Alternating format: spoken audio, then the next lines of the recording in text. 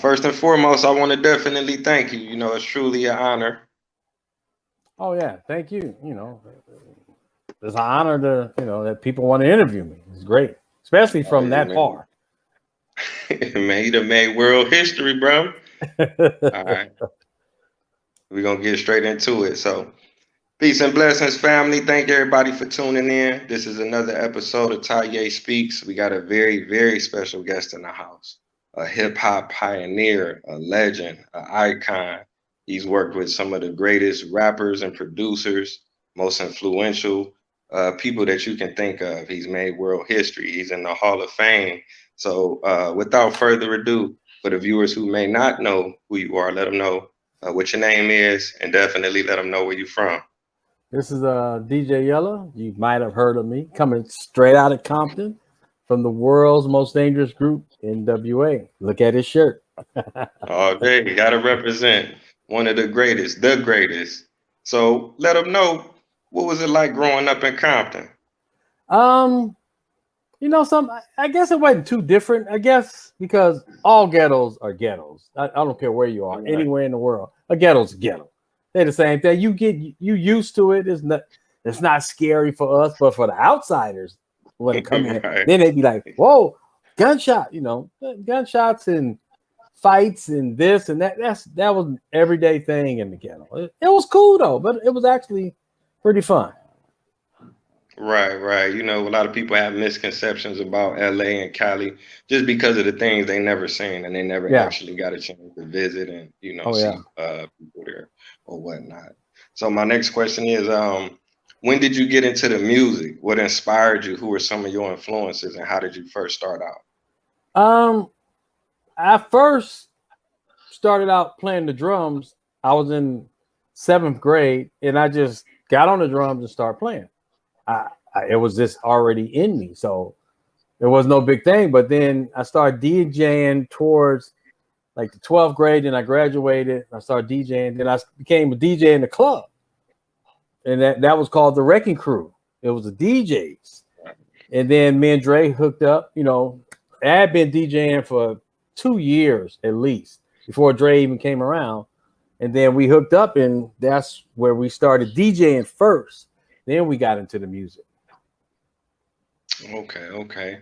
Now, may I ask, what was the hip hop scene like in LA and Compton in comparison to what was going on in New York? Was y'all like copying at first, or did y'all just have your own flavor? What was some of the similarities? Was y'all wearing high tops and gold chains, or was it different? Um, um, maybe.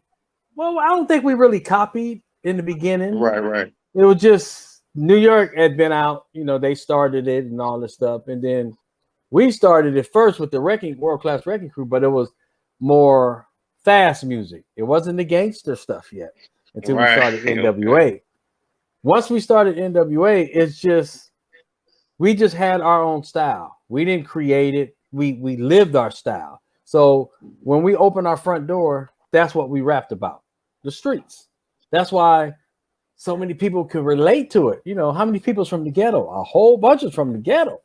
I ain't saying the ghetto's a bad place, but we can relate to what's going on in the street. So, and we had our style, how we wore, Raiders caps and this and black, and that's just our style. New York wore their thing, we wore ours. Right. And I'm glad you said that because when NWA came out, y'all changed the music, y'all changed how people dress, y'all changed the Yeah. cars. Everybody wanted to ride in the six fours Yeah. and the palm Six trees row. and everything. I mean, So y'all it's just, really, the thing is, we didn't try to do that. We just mhm. did music to make a few bucks. That was all. That's all our goal was. It never was gold records, platinums, and all these groups and movies and Hall of Fame. We had no idea that was coming. And all the football teams, all the basketball team got black uniforms somewhere in a trio of uniforms. Football, Mhm. everybody got black now. The LA Kings, they was purple and gold. Now they're black and silver. So we changed a Right. lot, but we didn't try to. We didn't know what we was doing. Okay, okay. Now, at what point did you start NWA and also like Easy, Ren, Dre, Cube, all of y'all? Did y'all live in the same neighborhood or went to school together? How did y'all actually connect? Um, Dre knew Easy. Easy knew Ren. Cube was around me and Dre in the Wrecking Crew days because he came from another group called CIA that Dre did one. They did one song. So some grew up together and some didn't. Me and Dre didn't even grow up together.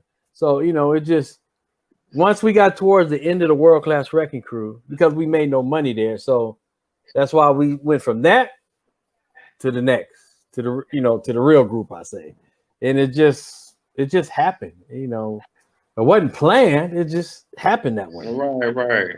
It was organic, Yeah. Oh definitely. yeah. Oh yeah. What was the time period like from going from the world class wrecking crew to actually going to Easy Does It came out first? Boys in the Hood. Boys Okay, in the Hood yeah. was So what the was like? that was like a night and day.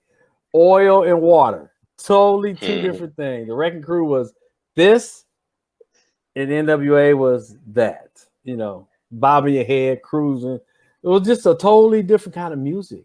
You know, and it just started off with Boys in the Hood was the first one. That's what started this whole thing. okay, okay. Now, what year was that? Was that It between had to the two be groups? about 87, somewhere around 87, late 86, somewhere around early 87. But Ah, okay, okay. that might have been our first record. But our first gold single and gold album came from JJ Fad with Supersonic.